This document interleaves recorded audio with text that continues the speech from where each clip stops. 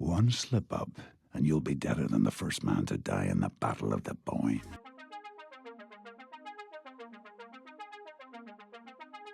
Number 20. Today hosts.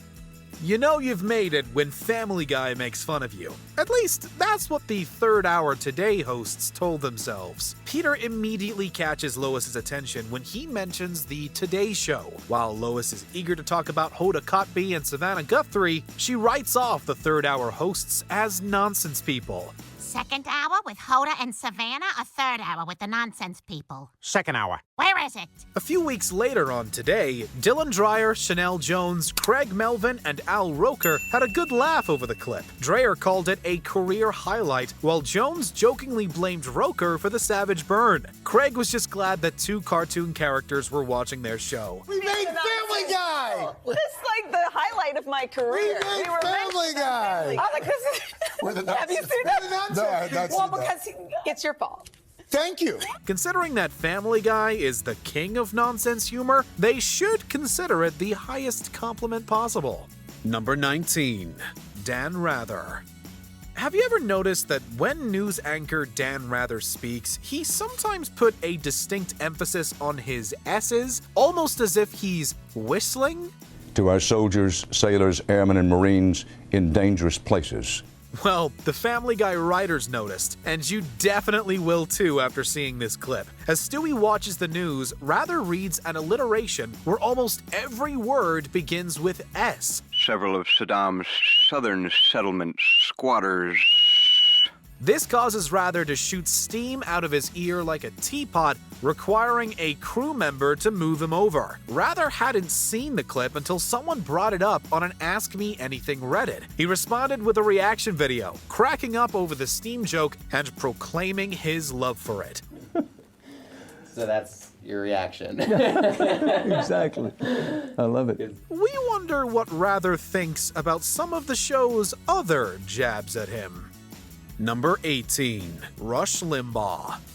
On the political spectrum, Seth MacFarlane and Rush Limbaugh are on opposite ends. You suck, and you're terrible, and you've been divorced several times. You'd expect Family Guy to take plenty of shots at Limbaugh, but you wouldn't think that the late conservative commentator would lend his voice. Yet Limbaugh made multiple cameos in the Laugh It Up Fuzzball trilogy. My good friends, the liberal galactic media is at it again. They never stop. Now they're trying to convince us that Hoth is melting. He also played a key role in an episode where Brian temporarily goes to the far right. Discussing why he accepted these guest spots, Limbaugh explains that he saw it as a chance to branch out from his fan base. Plus, he thinks MacFarlane is really talented. Despite the numerous Republican jokes, Limbaugh didn't find anything in the script that he wanted taken out. Since Rush will be Rush, though, he did accuse Fox of burying the episode. You see, you're not really one of us. Oh my God. Lois was right. Number 17. Sarah Snook. If they ever make a live-action Family Guy movie, Sarah Snook of Succession should be in the running to play Lois. What, are you best pals with him now? Have you done a deal? They could even have Brian Cox as Carter Pewterschmidt. Peter references Snook's likeness to his wife when he sends a mean tweet to her. Fine, but I'm gonna tweet mean stuff at celebrities that look vaguely like you. Confusing Snook for her character, Shiv Roy, Peter tweets that her father will never give her the company. We don't think Shiv would appreciate Peter's comments, but Kendall Roy does. The same night the episode aired, Succession won big at the SAG Awards. Although Snook wasn't at the ceremony, she posted her reaction on Instagram. She also shared her Family Guy clip, citing it as one of 3 things that happened that day. The third apparently involved cookie faces. Number 16. Jonathan Lipnicki. We'd say that every former child star goes through an awkward stage, but let's be honest, everybody goes through an awkward stage. Ah, there's the cute little guy now. Hang on. Nevertheless, Peter is beyond horrified to find that Jonathan Lipnicki has mutated from the adorable Jerry Maguire kid to, well, this. Look what has happened to Jonathan Lipnicki! Oh, yeah. No, you're right. You should probably take care of that. Although some of his fans felt Family Guy went too far, the real Lipnicki tweeted it was all in good fun. adding that he had done some voice work for the show. When TMZ asked him about the gag, Lipnicki stated that it was an honor. You know, they're great guys, so I don't take it personally. I think it's funny, and I'm honored to be made fun of on that show. Lipnicki also showed off his abs during the interview. Family Guy might have portrayed him as a pudgy, big-mouthed adolescent, but Lipnicki has actually gotten quite ripped. So we guess he got the last laugh. Number 15. Robby Krieger. So have you ever watched The Family Guy? Do you watch that show? A little bit. A little bit. Did you ever see they did a little parody scene of the Doors movie. I don't know if you ever saw it. Oh, I never saw that. All right, we'll hit play. We'll see what you think. Peter is a lousy teacher, but he does give Chris and Meg a mind-bending lesson on film and music history. Venturing into the desert while tripping on peyote, Peter and his two eldest children pay tribute to Oliver Stone's 1991 musical biopic, The Doors. But first I must inhale. And again. And again. Let's go to the Hollywood Hills and kill a bunch of people. While Robby Krieger was vaguely familiar with Family Guy, the Doors parody had eluded the band's guitarist. Almost a decade after the episode first aired, Krieger filmed a reaction for the Doors' YouTube channel. Krieger can be seen smiling and chuckling throughout. He even cracks up at Peter's final line, alluding to the Manson family. Although he seems to enjoy the bit, Krieger claims that the Doors didn't do peyote in the desert, at least not altogether. Now, you guys never actually went to the desert, right? You never did peyote in the desert? Not as a foursome, no. Okay. Number 14. Jon Stewart. Although Jon Stewart voiced himself on American Dad, he's only been mentioned in passing on Family Guy. Steve, I read your sketch packet, and I just had to meet you. According to McFarlane, though, he got an angry hour-long phone call from Stewart about a Family Guy joke. McFarlane didn't specify what the joke was or which episode it was from, but it apparently involves the 2007 to 2008 writer's strike. While both comedians supported the strike, Stewart would return to his show about a month before it actually ended. It's been theorized that the inside joke regarding Stewart saw Peter grow a horse leg and kick Brian for standing behind him. Whether or not this was the joke, Stewart wasn't pleased with McFarlane. McFarlane acknowledged that the joke might have crossed a line, but he stood by its message. He was not pleased. I think his response was, who the hell made you the moral arbiter of Hollywood? Which is, Number 13. Gal Gadot. We can't say that Gal Gadot's Imagine video was the worst thing to come out of March 2020, but what was intended to uplift humanity only inspired laughs and face palms. Imagine there's no heaven. A year and a half after Gadot sang along with her fellow celebrities, Family Guy commented on the cringeworthy video. Encouraging people to get vaccinated, Stewie notes that another variant could lead to another lockdown, leading to more of Gadot's singing. If the virus is allowed to spread through an unvaccinated population, it could mutate into a variant that the vaccines might not protect against. And then we're right back where we started. Gal Gadot singing Imagine. We cannot let that happen. Gadot has acknowledged that her well-intentioned video misfired and has learned to laugh about it. She shared the Family Guy PSA on Twitter, writing, "I promise I'll never do that again if you get vaccinated." Gadot even encouraged her followers to watch the whole video. Family Guy's official Twitter account responded, "Since you're vaccinated, we forgive you." Well, I just realized this is like one of those Schoolhouse Rocks, except without the rock. Yeah, it's like school. Way to end strong, Brian. Number 12. Sarah Palin. So what do your parents do? That's better. My dad's an accountant, and my mom is the former governor of Alaska. When Chris dates a young lady with Down syndrome named Ellen, she mentions that her mother is the former governor of Alaska. It's a clear jab at Sarah Palin, who has a son with Down syndrome who was about 2 when this episode aired.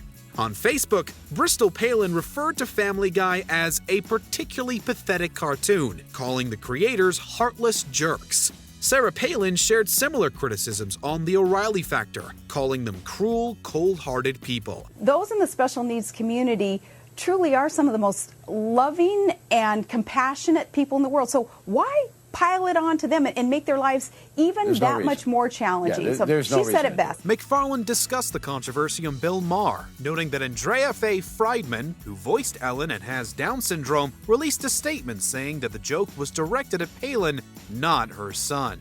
Friedman added, "I guess former Governor Palin does not have a sense of humor." What Sarah Palin, I think, was doing was coming out and saying, "I'm here to defend you."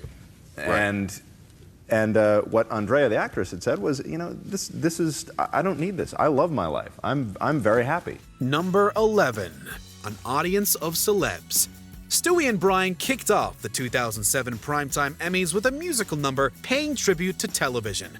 Well, more specifically, all the garbage on television. CBS was once a network that was reverent and clean, but today they've got some shows that are remarkably obscene. Like the show about a little boy who lives with Charlie Sheen. The tune is set to the melody of the FCC song, which already borrowed from the show tune Volunteer Fireman's Picnic. ABC has got a lineup that's refreshing and alive, with its hits like Desperate Housewives just continuing to thrive.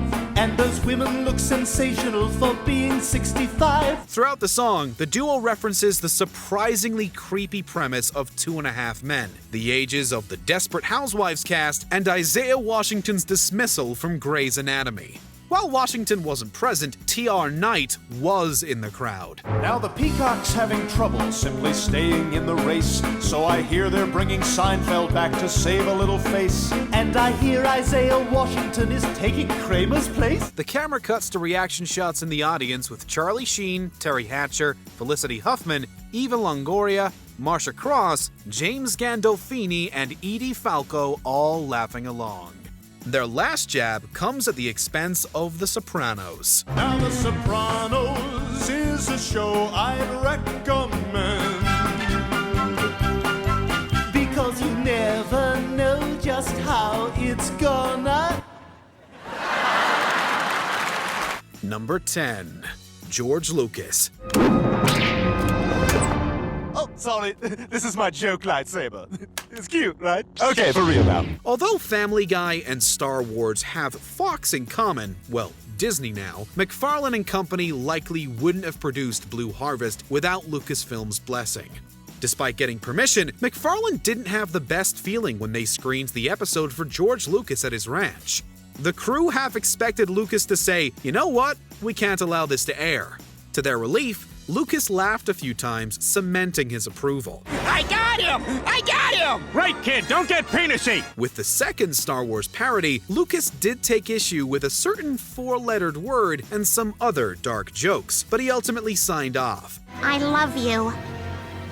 Off. With the third Star Wars parody's release, MacFarlane said they don't allow everything, but they allow a lot. They allow Family Guy to be Family Guy. Wow, there are all kind of manner of crazy monsters in here. Yeah, and they added even more for the special edition. Hey, what are you guys doing here? Number 9. Carrie Elwes. Carrie Elwes has many memorable roles to his name. According to Peter, though, his only noteworthy contributions to pop culture are The Princess Bride and Robin Hood, Men in Tights. Dear Carrie Elwes, I have been meaning to contact you for some time. Peter articulates this in a scathing fan letter to Elwes. Some celebrities might call or email in response to a joke like this. P.S. You were in Robin Hood, Men in Tights. Did you know that? Elwes went a step beyond, showing up to the Family Guy offices shortly after with a letter for Peter, which he read aloud in the writer's room. MacFarlane reflected, the way he did it was just so epic and classy and hilarious that we now know we've got to bring him on the show for real. Since then, Elwes has indeed lent his voice to several characters, including Dr. Watson. Amazing, Holmes. How did you know that? Number 8. Alyssa Milano. This might be cheating since Alyssa Milano was in on the joke, but it's still technically a celebrity reacting to a parody. Defending the cigarette company that he works for, Peter makes a joke at the charmed actress's expense. Little does Peter know that Milano is watching the episode live, and she has a lawyer on standby to sue if anyone ever pokes fun at her.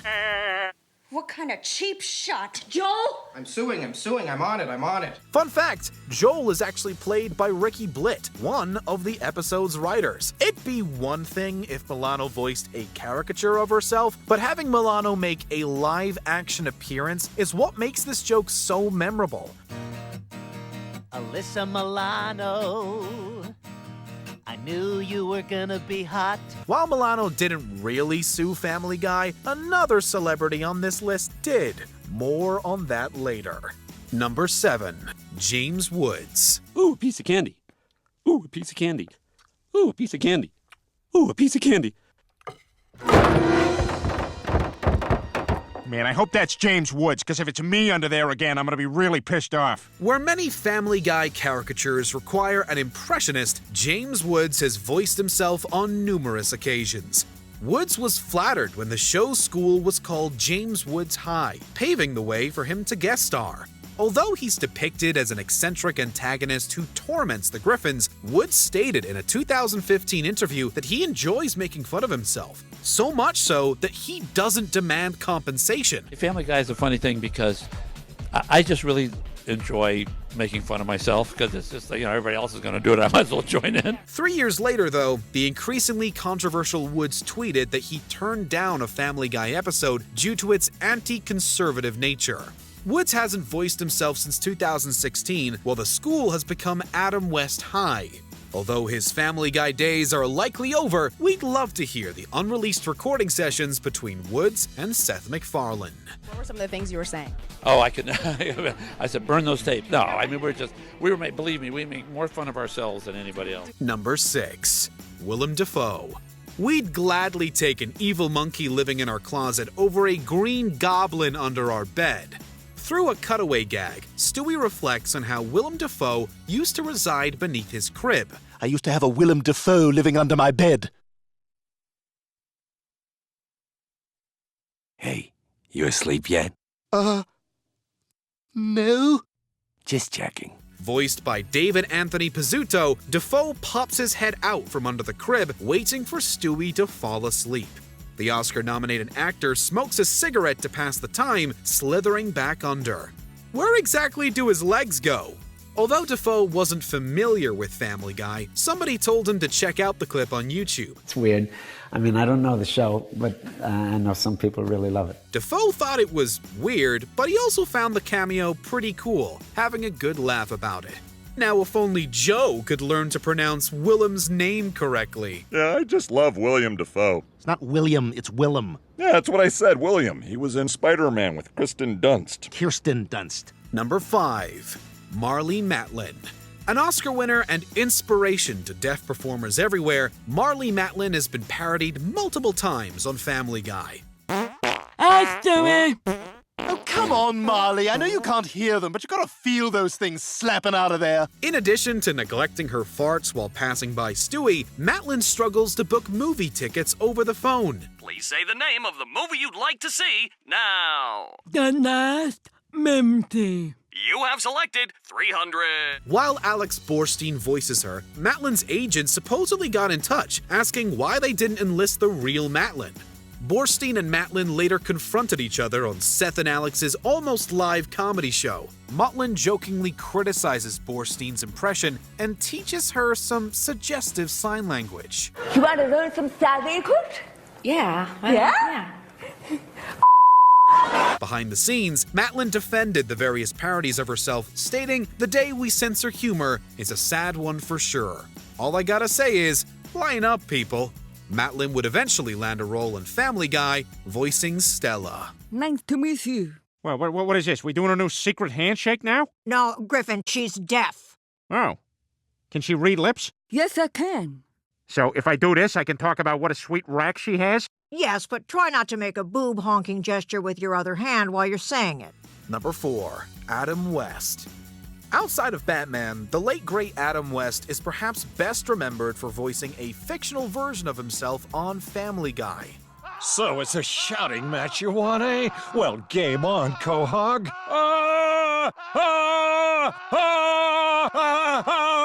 I'm beating you! Although you could argue that Mayor West isn't as absurd as some real-life politicians, he's still eccentric to say the least. MacFarlane's collaboration with West began on Johnny Bravo, planting the seeds for the mayor of Quahog. Who are you, newcomer? Johnny Bravo. Oh, well, hand me that towel. Over the course of nearly 2 decades, West led a crusade against water stealers, dedicated a statue to Diggum Frog, and destroyed the Noid. In various interviews, West has acknowledged how absurd his dialogue is, but he never had a problem with making fun of himself. You can tell how much MacFarlane admired West, and considering that West compared MacFarlane to Batman, the feeling was mutual. For starters, he has superhuman abilities. Number 3. Adrien Brody.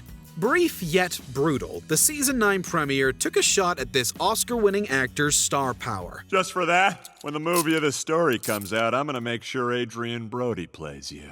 I guess that means you don't want anyone to see it. Okay, all right. But hey, that's not true, Tom. The house is packed when Meg goes to see that 3D movie where Mr. Brody does sit-ups. Of course, the 3D gets a little too real with Brody's nose poking out of the screen. 1, 2. Despite making fun of him, MacFarlane reportedly let Brody know at a party that he was a fan of the movie Splice. While MacFarlane wanted to let bygones be bygones, Brody couldn't help but take offense to the mockery. MacFarlane didn't go into great detail, but apparently there were hard feelings. I said, like, hey, I really like Splice. I hope there's no hard feelings.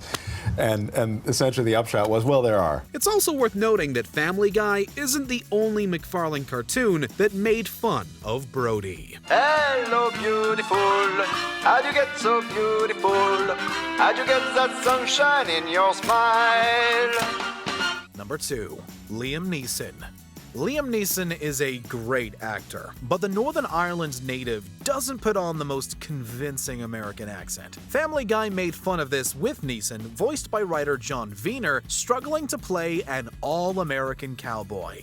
Gonna take a fortnight at least to get this herd down to St. Louis on Mississippi. This glen's gonna be tough to traverse, and that river's gotta be 50, 60 meters wide. When Neeson's sons brought the clip to his attention, it marked his introduction to Family Guy. In an ironic twist, MacFarlane contacted Neeson years later about starring in his cowboy comedy A Million Ways to Die in the West. Neeson agreed to play the film's villain, but only if he used his Irish accent. I said, I'll do it on condition that I can use my own Irish accent. Neeson has also voiced himself on a few occasions, including one episode where he beats up Peter. That's what happens when you make fun of someone with a very particular set of skills. That's right. I hear you've been all over town saying you could kick my arse. Number 1. Carol Burnett. Some celebs laugh along with Family Guy parodies. Others take offense, but legendary comedian Carol Burnett stands out as one of the few who actually sued. At Quagmire's favorite store, Burnett's charwoman character from her variety sketch show can be spotted. Although her screen time is brief and tamer than some other Family Guy caricatures, Burnett argued that Fox had committed copyright infringement and violated her publicity rights. Sources reported that Burnett sought between $2 and $6 million in damages. Judge Dean Pregerson ultimately threw out the lawsuit, citing the First Amendment as Family Guy's ace in the hole. However, Pregerson said that he fully appreciates how distasteful and offensive the segment is to Miss Burnett. Hey, she got off easier than Jimmy Fallon did. And this is for laughing and looking at the camera during every sketch you've ever been in. Who do you think you are, Carol Burnett? You think because she did it, it's okay for you? You haven't earned what she's earned, buddy. Did you enjoy this video? Check out these other clips from WatchMojo. And be sure to subscribe and ring the bell to be notified about our latest videos.